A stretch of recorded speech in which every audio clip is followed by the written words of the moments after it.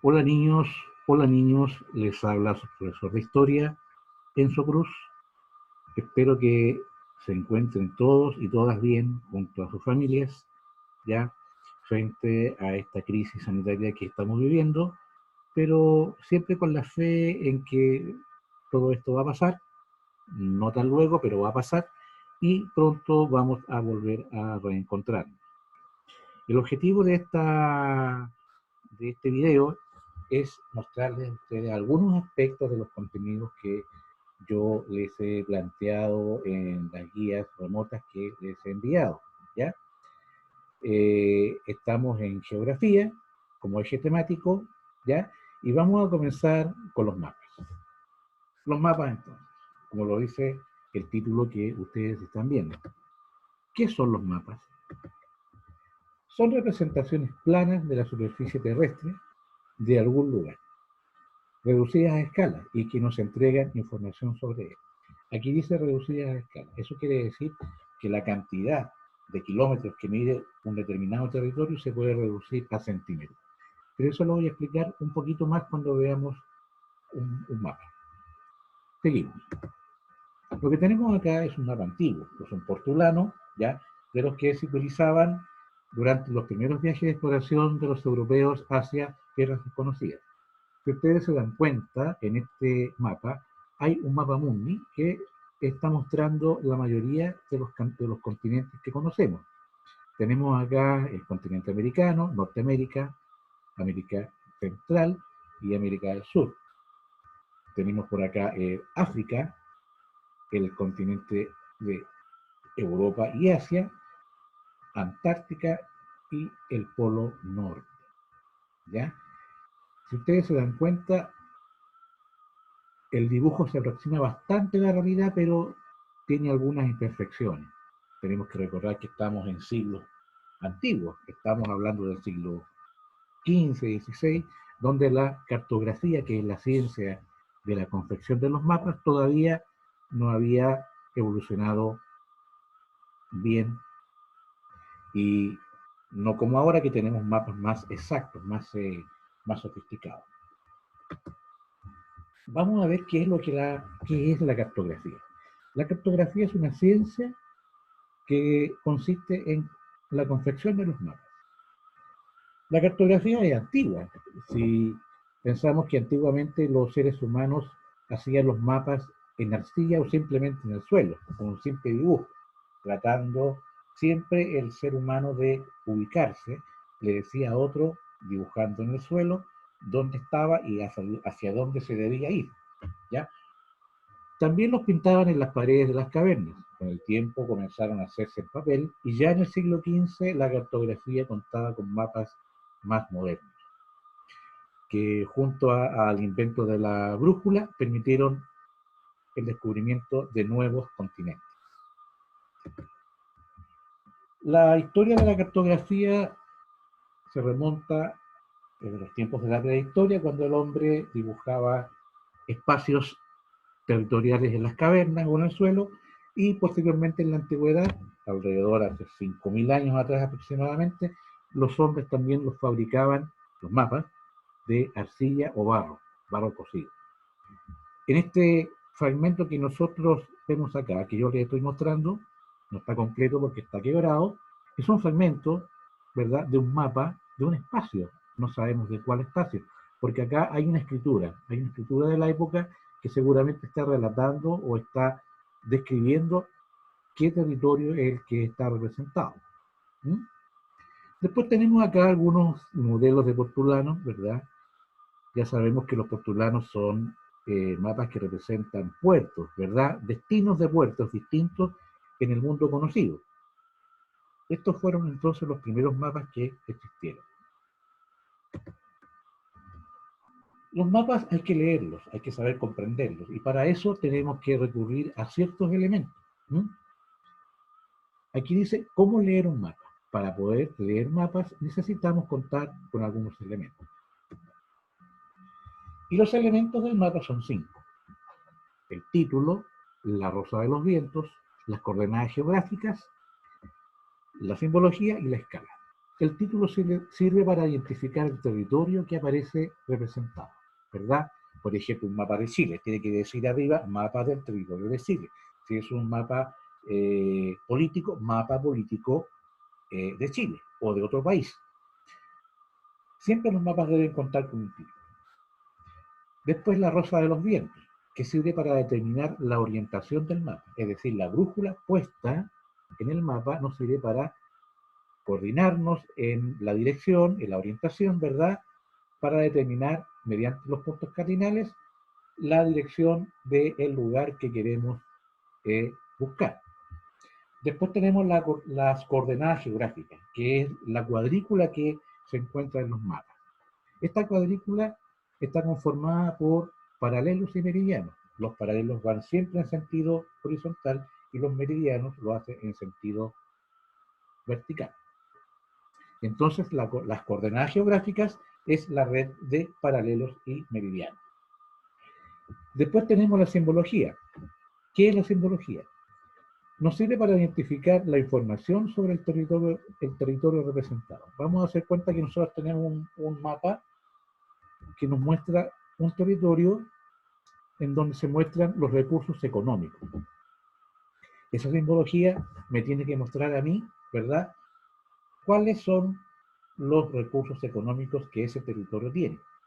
Por ejemplo, vamos a hacer un mapa, vamos a imaginar un mapa que me represente la minería de la zona. ¿Qué recursos mineros se explotan en esos territorios? Puede existir cobre, puede existir oro, puede existir el petróleo, etcétera, etcétera.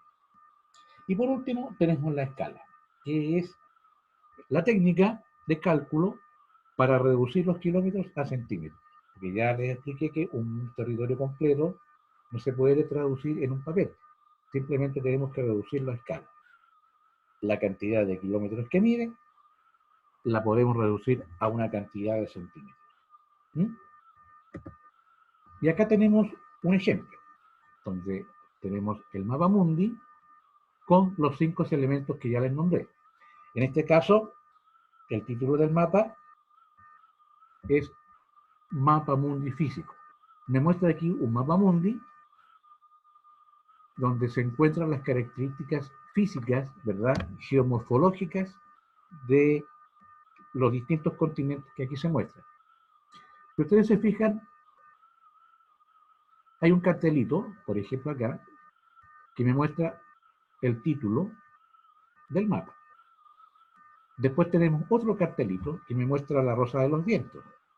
Un cartelito que nos muestra la simbología, otro que muestra la red de coordenadas geográficas, que es la cuadrícula que ustedes ven alrededor de este mapa mundi, y por último la escala, que es la que representa cuánto mide, ¿ya?, cuál es la dimensión del territorio que estamos viendo, que en este caso es el mapa mundi.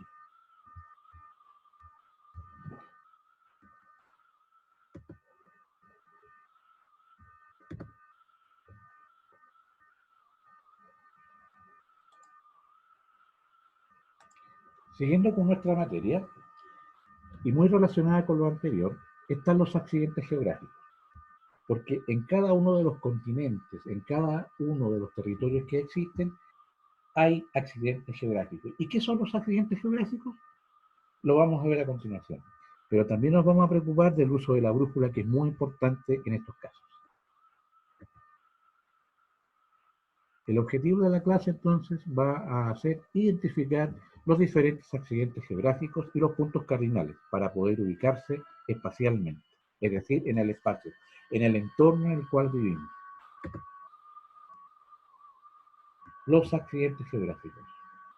Un accidente geográfico es una unidad geomorfológica. La palabra geomorfológica deriva de la palabra geomorfología, que es una rama de la geografía que se preocupa del estudio de la superficie terrestre. La palabra geomorfología se divide en 3 palabras. Primero, geo, que significa tierra; morfo, que significa forma; y logía o logos, que significa estudio. Si unimos las 3 palabras, queda de la siguiente forma: estudio de las formas de la Tierra. Es decir, de la superficie terrestre. Los accidentes geográficos se clasifican por características tales como elevación, pendiente, orientación, estratificación, exposición de roca y tipo de suelo. Los océanos y continentes son los accidentes de orden máximo, es decir, océanos y continentes. Ya tenemos dos accidentes generales, perdón, accidentes geográficos generales, ¿verdad? Acá tenemos una gráfica que nos muestra los tipos de relieve. Entre los más cotidianos, ¿verdad? Nosotros vivimos en un territorio bastante montañoso, por lo tanto no es difícil identificar. Por ejemplo, la cordillera, que la tenemos enfrente de nosotros en dirección este. Después tenemos una montaña, una sierra. Una sierra es una forma de cordillera, pero con sus puntas dentadas, que parece una sierra, ¿ya? Después tenemos más abajo el valle, que ya es como una depresión, ¿verdad? Como una especie de hundimiento, que es lo que hemos llamado depresión intermedia, ¿ya? Todo esto es una depresión intermedia. Miren el río. El río, por lo general, baja de la montaña y se pasea por toda la depresión intermedia y desemboca en el mar.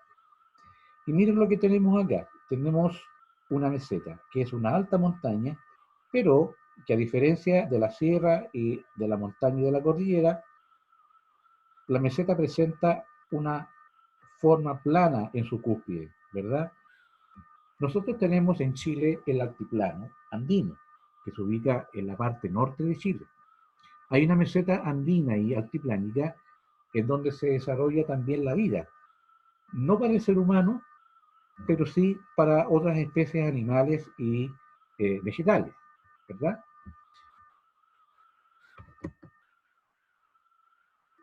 Y también este cuadrito que ya ustedes lo han visto en la guía, que nos muestra la cantidad de accidentes geográficos que podemos encontrar en nuestro medio, no solamente en Chile, sino que en el mundo.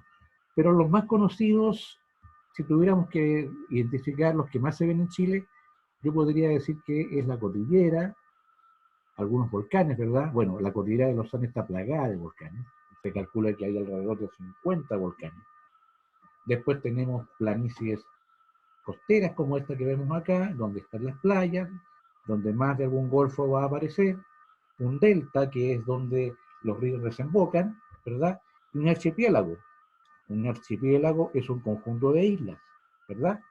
Y la depresión intermedia, que es donde el terreno es mucho más plano y también puede ser habitado por los seres humanos.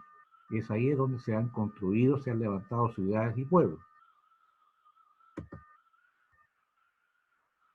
Vamos a ver ahora qué son los puntos cardinales. Para orientarnos o localizarnos en un lugar, vamos a utilizar los puntos cardinales.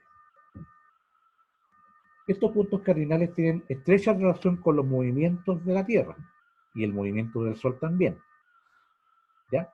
Los puntos cardinales se sitúan siempre en cada uno de los cuatro lados del rectángulo o cuadrado que contiene un mapa, ¿ya? Lo que tenemos acá es una gráfica que representa los cuatro puntos cardinales que conocemos, que son el norte, el sur, el este y el oeste. Y acá tenemos una gráfica que nos muestra el curso o la trayectoria que realiza el Sol en apariencia, porque el Sol no se mueve. Lo que se mueve es la Tierra. Cuando la Tierra gira, nos da la impresión de que el Sol se mueve, pero no es así. Cuando la Tierra gira, ¿ya? Hay un movimiento aparente del Sol, ¿ya? El Sol comienza en el este, cuando amanece, y hay un curso que sigue, se presenta después en el mediodía, ¿verdad?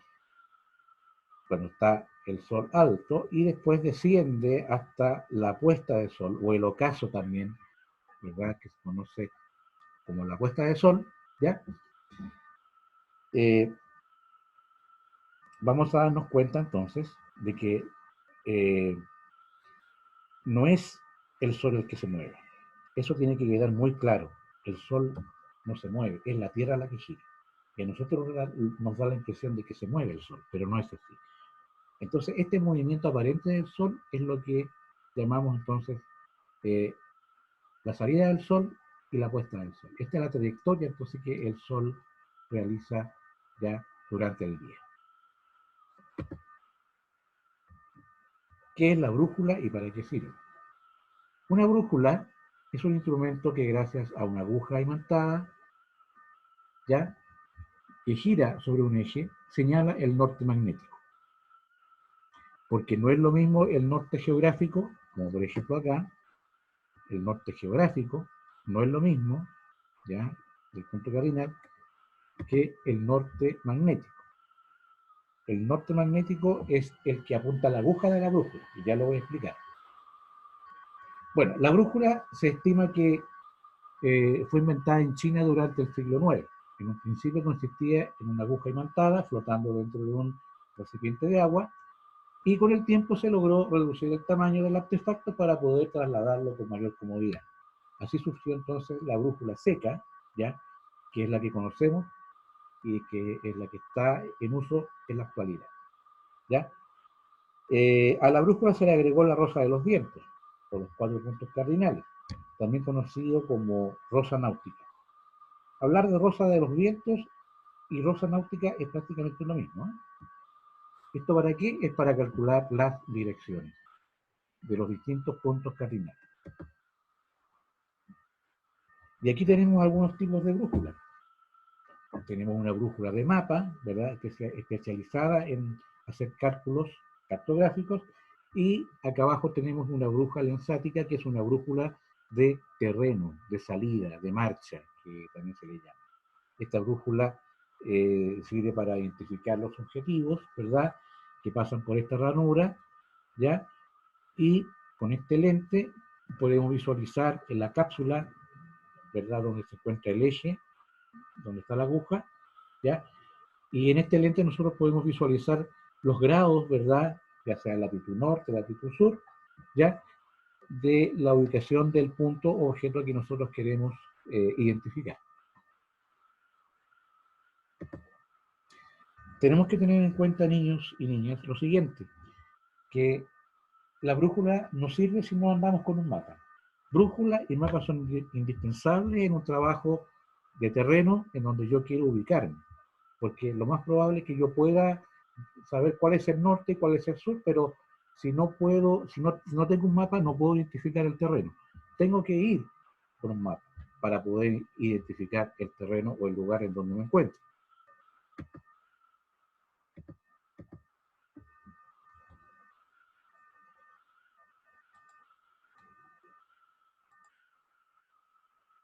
Y por último, vamos a ver los contenidos o la materia en donde hicimos una comparación de macroformas en el relieve chileno con ayuda de los perfiles. Las macroformas ya sabemos que son las diferentes manifestaciones del relieve, y los perfiles son cortes transversales que nos sirven para identificar los tipos de relieve que existen.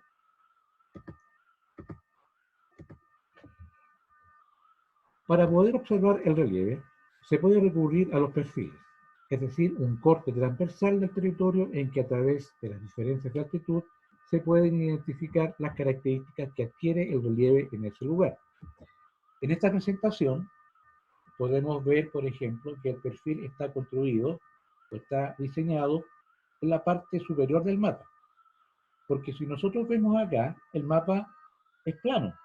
El territorio no tiene ningún cambio, es plano. Pero si nosotros le agregamos el perfil, podemos fácilmente ver cómo está compuesto o cómo está conformado ese territorio, que tiene distintos altos y bajos, es decir, el territorio no es igual, ¿ya? En un mapa aparece plano, pero si le ponemos un perfil, podemos identificar perfectamente, ¿ya?, que ese territorio no es igual, que hay altitudes, ¿verdad?, que hay depresiones, y por lo tanto podemos fácilmente identificar un territorio con sus características geomorfológicas.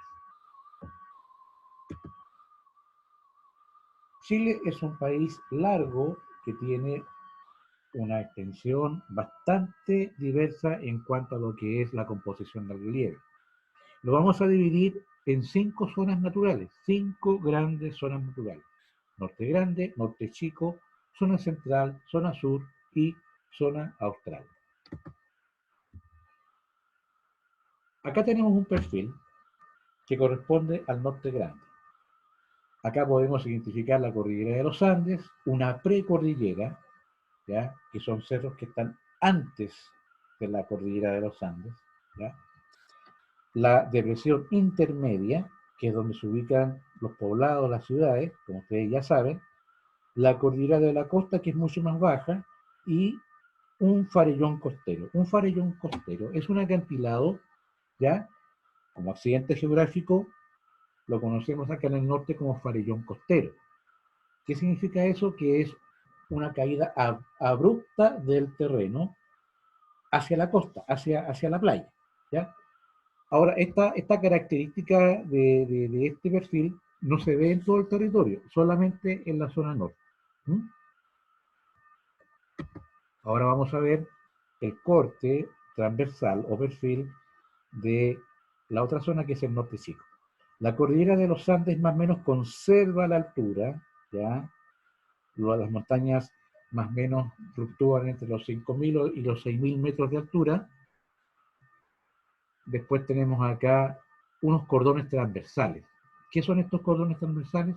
Son pequeñas cadenas montañosas que atraviesan el territorio de este a oeste o de costa a cordillera, ¿ya? Que interrumpen, ¿verdad?, la depresión intermedia. Sin perjuicio de eso, igual, de todas formas, en estas partes, en estos lugares se han establecido algunos pueblos, algunos poblados, ¿verdad? Después tenemos acá en esta zona la cordillera de la costa, ¿ya? Que es mucho más baja que la cordillera de los Andes. Y la planicie litoral, perdón, la planicie litoral es mucho más plana que la de la zona norte. Si ustedes se fijan, hay una gran diferencia. Hay una caída abrupta, ya, de la planicie litoral en el norte grande. En cambio, en el norte chico, esa planicie litoral es un poquito más plana, ¿verdad? Ahí también se ubican algunas ciudades, como por ejemplo Chañaral, entre otras ciudades. En el norte grande podemos ubicar también eh, Antofagasta, Iquique, Arica, que son ciudades que están cerca de la costa. Después tenemos un perfil que corresponde a la zona central. Nuevamente acá tenemos la cordillera de los Andes, aquí ya la altura va disminuyendo de la cordillera de los Andes, ¿ya? La depresión intermedia, en donde se encuentra Santiago, la cordillera de la costa, que también es mucho más baja, y por último la planicie litoral, que es la costa, ¿verdad? Aquí es donde podemos identificar Valparaíso, Viña del Mar, ¿verdad? Que se sitúan en esta zona, ¿ya? Ahora vamos a ver el perfil de la zona sur. Aquí la cordillera comienza ya a mostrarse un poquito más baja, mucho más baja en altura, 3.000 metros, 2.000 metros en algunos casos. Tenemos la depresión intermedia, la cordillera de la costa y la planicie litoral, que ya es un poquito, aquí está un poquito inclinada, pero de todas maneras, en relación al farellón costero, es mucho más plano, ¿ya? Y por último, la zona austral. La zona austral, aquí es evidente que la cordillera de los Andes ha disminuido, ¿verdad? Tenemos aquí la gran cantidad de canales y fiordos, ¿verdad?, que conforman los archipiélagos que se encuentran en la cordillera patagónica, ¿ya? Si miramos al final del mapa de Chile nos vamos a dar cuenta que la geografía de esta parte está bastante resquebrajada, ¿verdad?, bastante desmembrada, ¿ya? Un conjunto vasto de archipiélagos, es decir, muchas islas en esa zona, ¿ya? Que es lo que está representado en este perfil. Si nosotros lo viéramos en forma plana, vemos simplemente los conjuntos de archipiélagos, pero en este caso vemos el perfil, ¿verdad? Y aquí, mediante este perfil, podemos ver la variedad de accidentes geográficos, ya la variedad en altitud y en depresión que tiene este territorio, ¿ya? Y en síntesis tenemos acá 3 perfiles que representan la zona norte, la zona central y la zona austral, donde podemos darnos cuenta que en el caso de la cordillera de los Andes, esta va paulatinamente bajando en altitud, ¿verdad? Hasta que se sumerge en el océano Antártico, ¿verdad? Pero gracias a estos perfiles entonces nos podemos dar cuenta que el territorio chileno tiene una variedad en altitud, ¿verdad? Fíjense en cada una de las zonas. Espero que les haya quedado claro esta explicación. Cualquier consulta me la pueden hacer vía plataforma, ¿ya? Consultando alguna duda sobre este video, sobre estos PowerPoint que les he mostrado, sobre algunos aspectos, sobre algunos contenidos que vimos o que entraron en las guías que ustedes han ido desarrollando. Me despido, que estén muy bien, cuídense, hasta la próxima.